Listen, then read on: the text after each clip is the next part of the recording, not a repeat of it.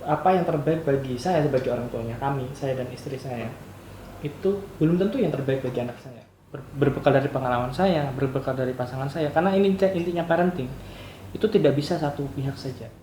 Itu bisa menemukan potensi anak tersebut. Besok itu saya main PS malamnya, Ya. saya nggak belajar. Ketika saya melakukan ini, akibatnya akan seperti ini. Dan saya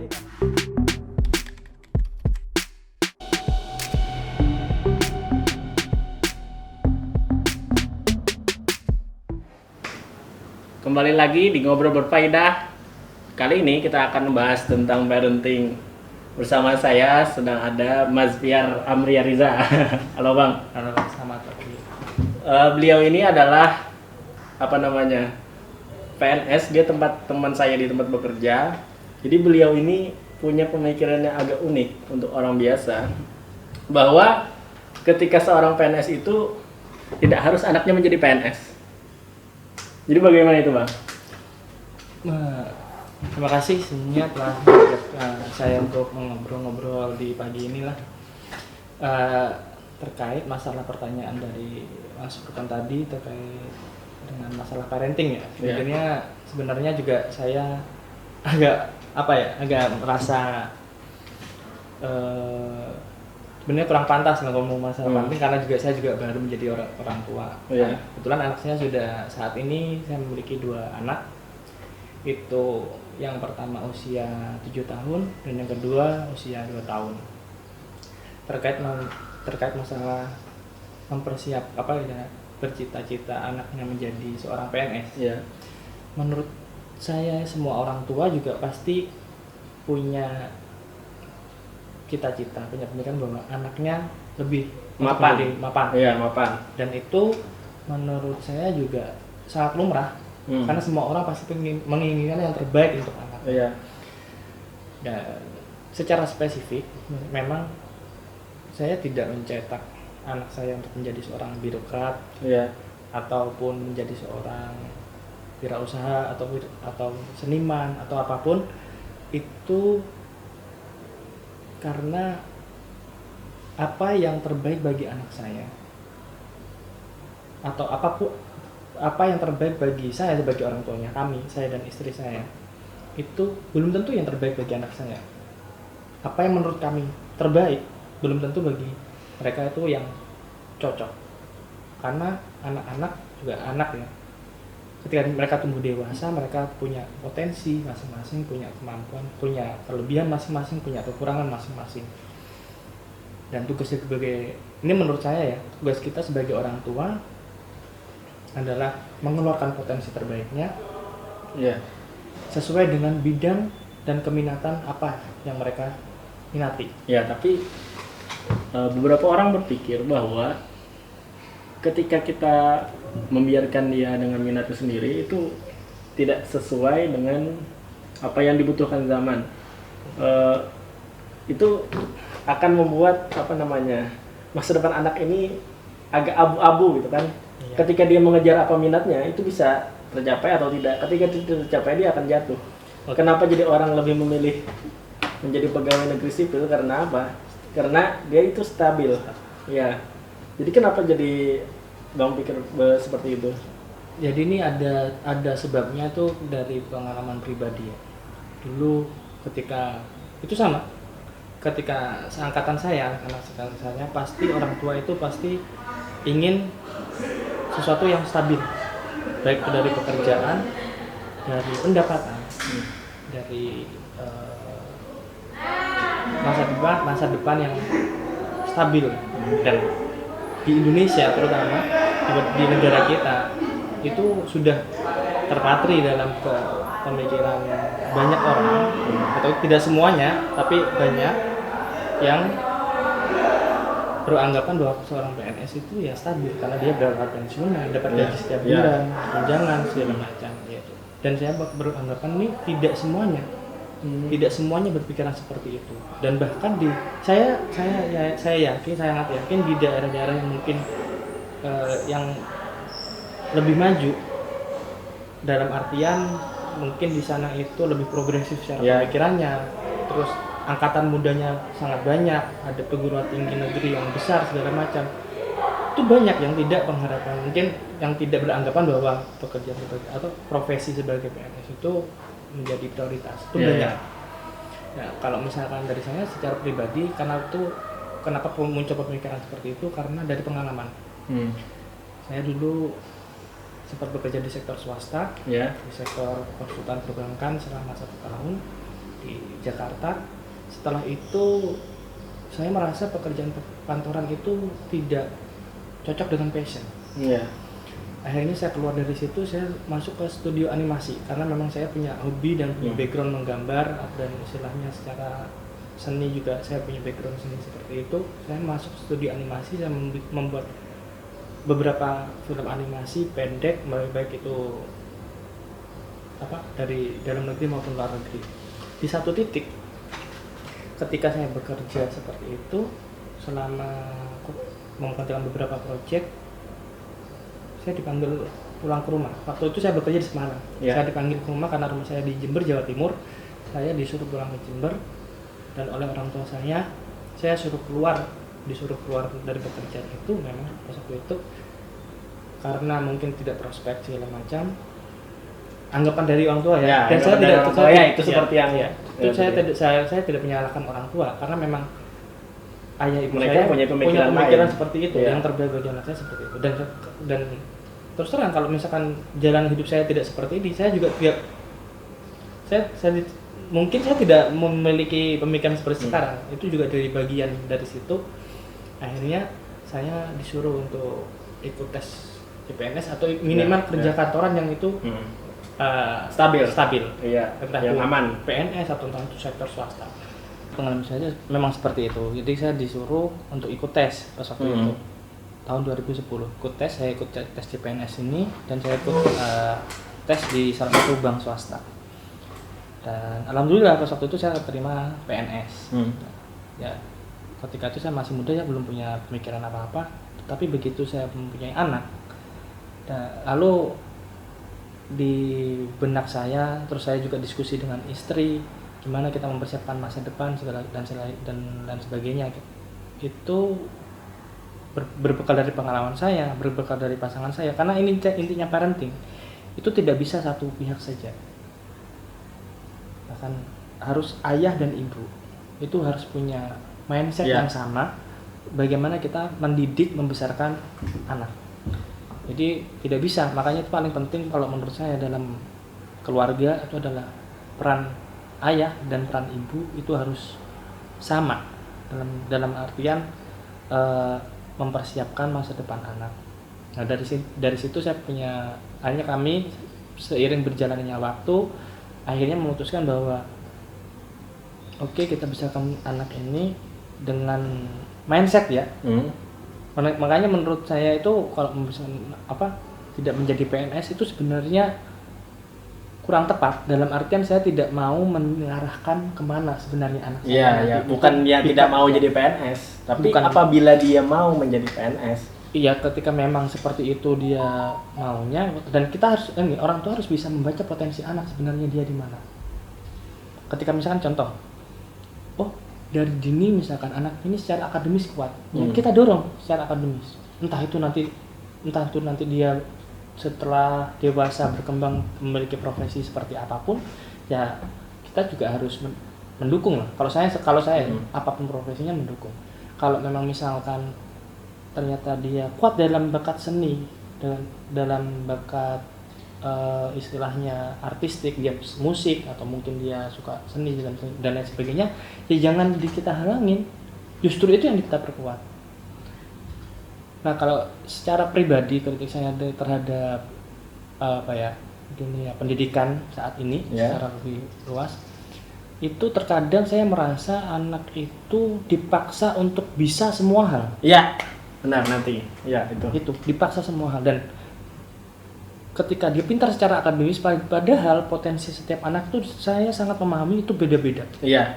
Dan itu sangat berbeda. Bahkan yang saya alamin dulu, terus bagaimana ibunya, istri saya, dan anak saya itu sangat berbeda. Jadi pelan-pelan saya memahami bahwa akhirnya dalam dalam perkembangan saya pendidikan anak ini, ya prinsip itu yang saya pegang.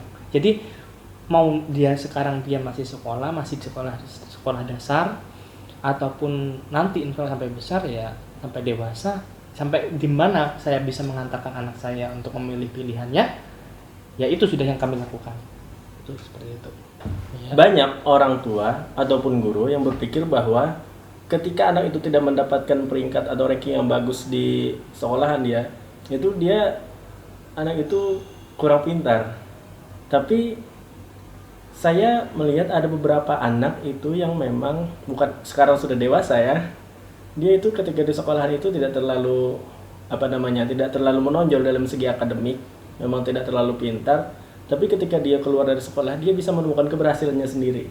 Nah, itu mungkin dalam salah satu anak yang menemukan potensinya di luar dari akademik ya. Jadi bagaimana kita sebagai orang tua ataupun misalkan yang mau jadi guru atau jadi guru itu bisa menemukan potensi anak tersebut? Pertama ya, kalau saya sebenarnya saya tidak melihat terlalu jauh terkait masalah bagaimana kurikulum pendidikan sekarang, karena bukan ekspertis saya, bukan ekspertis saya. Bagaimana sekarang itu sekolah dan sebagainya itu di luar kompetensi saya. Tapi saya sebagai orang tua merasa bertanggung jawab bahwa bagaimana anak ini berhadapan dengan situasi belajar mengajar, misalkan pendidikan dan lain sebagainya. Bagaimana dia di sekolah, bagaimana dia itu berperilaku sosial di rumah. Hal seperti itu yang justru saya perhatikan. Bagaimana secara sosial itu dia bisa bersosialisasi, bagaimana anak itu dengan leluasa mengutarakan pendapat. Saya tidak pernah melarang bagaimana apapun pendapat yang dikeluarkan oleh anak. Bahkan saya push. Terkadang mungkin dia itu mengutarakan pendapat yang salah, atau mungkin dia berperilaku yang mungkin tidak kita anggap, saya sebagai orang tua kita anggap tidak tepat dan sebagainya. Itu tidak serta-merta saya juga langsung menyalahkan. Yang kami terapkan di rumah seperti itu. Tapi lebih jauh daripada bagaimana anak ini mendapatkan pelajaran dari kesalahan yang dia lakukan. Bagaimana dia itu istilahnya bisa paham bahwa yang dia lakukan ini benar atau salah, langkah yang dia ambil ini tepat atau tidak, atau cara dia misalkan belajar itu efektif atau tidak. Itu anak saya juga, saya melihat itu anak-anak ini memiliki kemampuan untuk memilih sebenarnya. Ini yang menurut mereka yang mereka senangi, ini yang tidak. Dan itu kewajiban kami, saya dan istri itu kewajiban utama kita memfasilitasi itu. Bagaimana kita bisa melihat potensinya segala macam. Saya lebih fokus ke sana daripada memikirkan bagaimana hasil akademis dari sisi nilai. Kita berupaya boleh, tapi ketika itu nilai, ketika nilai, menurut saya angka yang ada di dalam rapor anak saya itu tidak mewakili potensi yang bisa kita kembangkan dari anak itu. Iya. Ketika anak itu dia mendapatkan ranking di sekolahannya, itu akan dipuji, diberi hadiah entah di rumah atau di sekolah. Tapi ketika anak itu jago main bola, misalkan dia tiap sore jago main bola, kamu ini keluyuran terus main bola terus, kapan kamu belajar? Nah, itu gimana tuh Bang? Untuk mengubah mindset bahwa dia tidak harus jadi ranking 1, tidak harus pintar di sekolahan. Kalau yang saya alami gini, setiap fase pasti anak itu yang kita tekankan memang ada baiknya memang seperti itu. Karena sebenarnya bukan membatasi kegiatan anak sebenarnya, tapi istilahnya menciptakan keteraturan dalam kita kalau yang saya terapkan dalam di rumah itu membiasakan keteraturan bahwa sekarang waktunya belajar, sekarang waktunya untuk beribadah misalkan, ini waktunya untuk ini ada semua, ini untuk waktunya untuk main. Saya nggak pernah ngelarang anak saya itu mau main game atau main keluar segala macam, nggak pernah ngelarang, cuma istilahnya membatasi dalam artian menciptakan keteraturan seperti itu, keteraturan. Dan kalau masalah reward and punishment, misalkan hukuman, kalau terkait masalah hasil, ya kita ngomong hasil, misalkan entah itu nilai atau mungkin hasil ujian atau mungkin dia tuh bisa atau tidak mengerjakan tugas sekolah segala macam, itu tidak masuk kategori apakah dia masuk diberi reward atau hukuman. Iya. Kalau saya Itu adalah pribadi. memang kewajiban. Ya itu memang istilahnya kamu sudah belajar, kecuali dia tidak belajar. Nah berarti yang saya salah, yang mungkin anak itu yang anak saya itu saya ingatkan bukan karena hasil nilainya, tapi kenapa kamu menghadapi ujian dengan tidak belajar? Iya. Sudah pasti kamu pasti jelek. Jadi kita lebih berorientasi kepada proses yang dia Iya, betul. kerjakan. Nah, Iya. kalau saya itu, kalau misalkan jangan besok ujian terus malamnya belajar, berarti ada yang salah.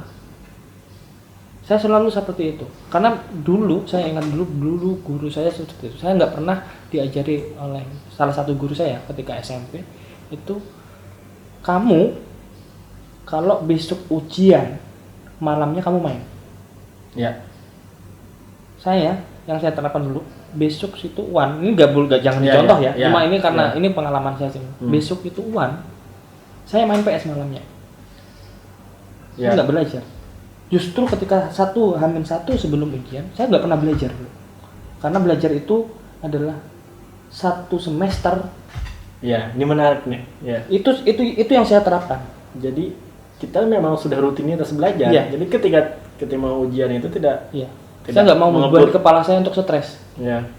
Ya sudah, besok saya ujian, mau hasilnya berapa, itu yang saya bisa. Saya gagal, ya saya coba lagi. Dan itu yang saya terapkan sama anak saya. Karena saya merasa itu yang bisa kebiasaan itu yang mengantarkan saya sampai titik ini. Ya. Ya. Jadi kegagalan itu sebenarnya bukan masalah ya. Salah. Bahkan ketika anak itu tidak naik kelas, Nggak masalah menurut saya. nggak masalah. Ya. Yang kita upayakan adalah gimana supaya anak itu tidak naik kelas. Gimana supaya anak itu naik kelas? Kan Ya, kayak gitu naik kan. kelas. Ya. Cuma kalau misalkan hasilnya seperti apa, ya kita kan ketika dia sudah berproses dan ternyata tidak. ya itu ya sudah, ya itu hasilnya. Ya, itu berarti ya kita harus evaluasi lagi. Saya sebagai orang tua harus mengevaluasi, anak juga sebagai murid juga harus mengevaluasi.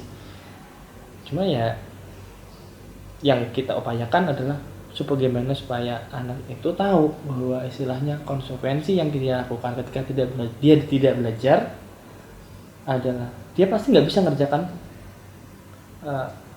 tugas misalkan. Ya. Ketika kamu nggak belajar, kamu nggak bisa mengerjakan tugas. Ketika kamu tidak bisa mengerjakan tugas, berarti pasti nilaimu jelek. Ketika nilaimu jelek, kamu bisa tidak naik kelas. Ya. Pemahaman itu, konsep itu yang saya tekankan kepada anak. Tapi hasilnya seperti apa, itu kita tidak boleh menghukum anak. Tidak, ya. Itu kalau saya secara pribadi. Tidak boleh menghukum ketika dia tidak melakukan proses, itu ada punishment. Iya, pada punishment pasti di situ. Di situ akhirnya kayak gini. Bisa kalau misalkan ini pengalaman saya nggak tahu misalkan mungkin saya salah atau mungkin kurang tepat misalkan. Sama seperti konsep sebenarnya gini. Konsep penjara. Konsep penjara itu bukan menghukum orang. Ya. Penjara itu bukan tempat untuk menghukum orang. Penjara adalah tempat untuk hak-hak yang sebelumnya kita punya dibatasi. Ya. Apa hak? Ya, hak kebebasan. Iya kan? Ya.